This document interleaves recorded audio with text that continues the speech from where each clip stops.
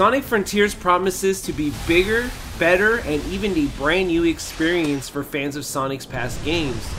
So what's the biggest new experience that Sonic Frontiers has to offer? That's the new open world. Sonic Team is taking a page out of modern open world design and implementing its own open world in this latest title. I was surprised at how they took ideas from games like Zelda Breath of the Wild and figured out how to make them a lot more fun to play. For example, Sonic Frontiers is very forgiving when it comes to not only its difficulty but also its mechanics. The game has no lives, no fall damage, and rings are freely given to the player by literally running around in a circle. You just pick up and go. Traversing the open world is quite easy thanks to Sonic's speed, and thankfully the game doesn't feature annoying mechanics. Sonic Frontiers open world is also full of objectives, most of them really being optional, and everything you do gives you rewards. The game is really one big collectathon and something I personally loved. I was surprised at how smooth traversing the open world was and how much objectives Sonic Team packed into the map. From unlocking memory shards, to finding the miniature Cocos in the open world, to unlocking the map via towers. Sonic Team really put a lot of thought into the content in the open world. If you aren't the type to want to unlock these things, like I said before, you could literally run around in circles and unlock memory shards and other items to continue the story. The game also features cyberspace levels. These are basically short, modern style levels that include the good old ranking system that you'd be used to in a regular Sonic game, including S ranking, red coins, and other conditions that will give you keys that you would need to unlock the Chaos Emeralds with.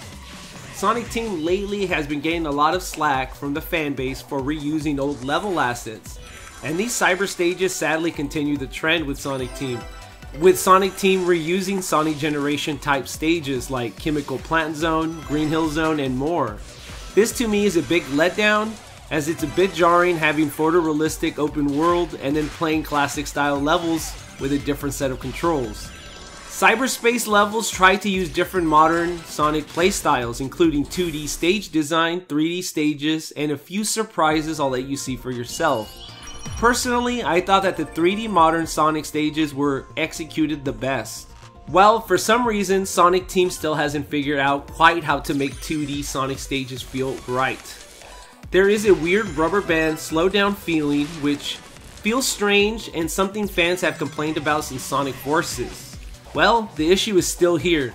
Regardless of this, I personally loved playing through these short levels and had fun playing each stage, even though I wasn't a huge fan of the way the 2D stages felt. My issue is that these stages are a mixed bag. Some are really well executed, while some stages just feel like you have to go straight to win. Sonic Frontiers also has you hunt down mini bosses which are really well designed, well, until they actually start getting repeated. While I'm okay with mini bosses being reused, as long as you remix the attack or maybe even give them a different look, sadly Sonic Frontiers mini bosses are mostly just copied and pasted into each map. While it's unfortunate, the game also features some of the most epic full-scale main boss battles in any Sonic game.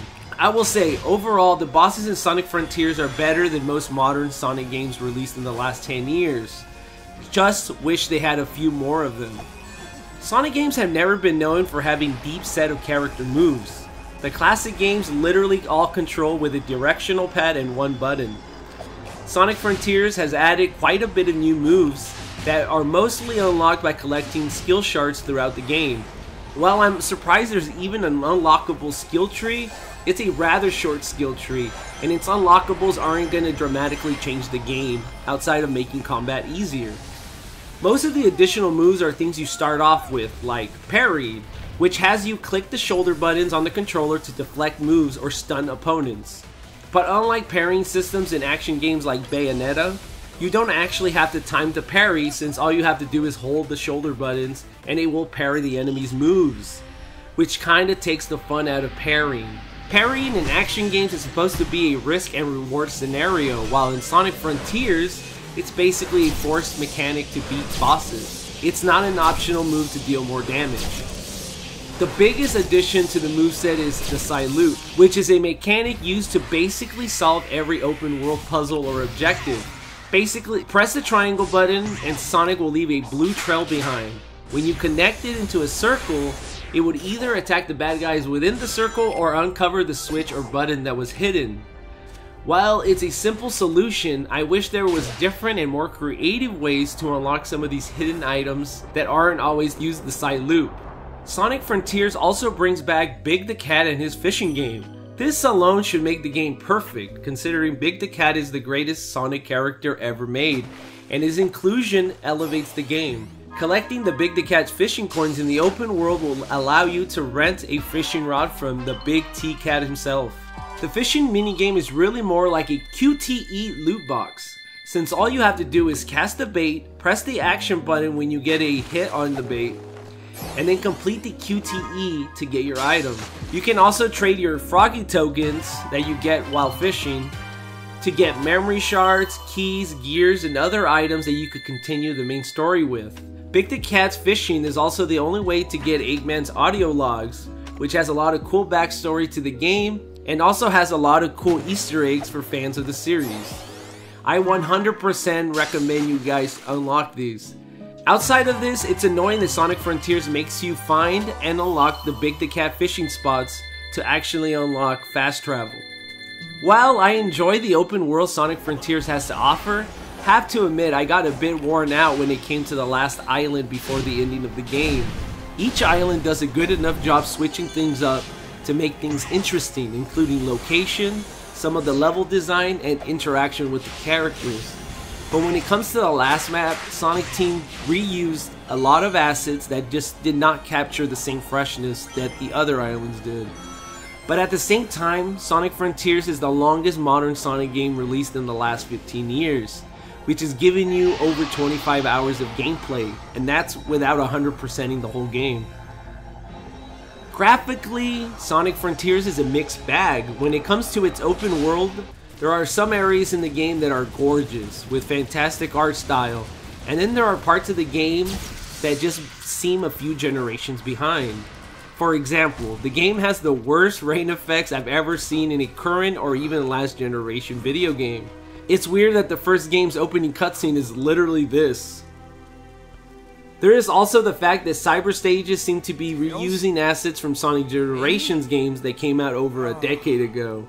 The biggest annoyance is the pop-in graphics the game has. I'm playing the game on the PlayStation 5 and the game seems to have quite a bit of pop-in graphics, which is annoying because Sonic Frontiers is very much a what you see you can explore type game, and having the game have such a short draw distance for objectives seems to be kind of annoying, especially when you're running full force and you see all these things start popping in. It really pulls you out of the immersion of the game. This is something I really hope Sonic Team fixes for the next entry. Sonic Frontiers is the first game being written by Ian Flynn, who's best known for his Sonic the Hedgehog comic book work that spanned Archie Comics all the way now to IDW. Ian Flynn's comic book work has been stellar, and I can confirm his work in Sonic Frontiers continues that stellar work. While the story overall seems like a typical Sonic story, Ian Flynn does a great job really understanding the core characters. For a while, Sonic Team has been getting fans upset with their portrayal of characters, especially in Sonic Forces. One of my favorite aspects of Sonic Frontiers is Sonic and Tails' relationship, which is usually my least favorite aspect of Sonic games. I think Ian Flynn really hit the right spots, bringing the best aspects of these characters and their relationships to the forefront. Sonic Frontiers also introduces the new character Sage, an AI created by Eggman, and is being promoted as the villain of the game, which she is and isn't. It's what makes Sage an interesting character, right down to her character design. She's designed to look like a child, not threatening, and even within the game, Sage really isn't threatening at all, which is a completely different take on Sonic villains, and I really enjoy it. Sonic Frontiers story also is directly tied to Sonic Adventure, which has a lot of fan favorite themes and past stories being brought back. This would make Sonic Frontiers more of a spiritual successor to the first Sonic Adventure game in terms of story, and I'm all about that since it's one of my favorite Dreamcast games of all time. Ian Flynn also does a great job of mentioning quite a bit of past Sonic titles and dribbling in fan service within the game. As Sega's Aaron Weber once said, everything is canon, which I'm pretty sure I said in the past. So we'll stick to that. Everything's canon. You're welcome. Sonic Frontiers smoothly launches the Sonic franchise into an open world game, featuring a great story that ties in directly to my favorite Dreamcast game, Sonic Adventure, having well-written characters, great boss battles, and an open world that has a lot to see and do.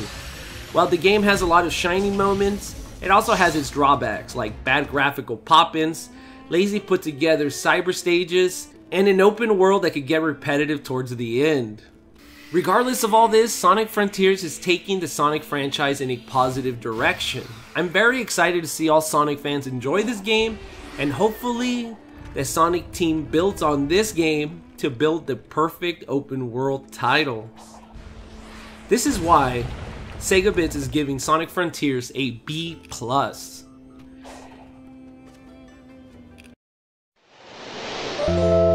So that's my review for Sonic Frontier. What do you guys think about it? Let me know in the comments below. If you guys want us to do more reviews in the future, share, like, subscribe. Thank you. Bye.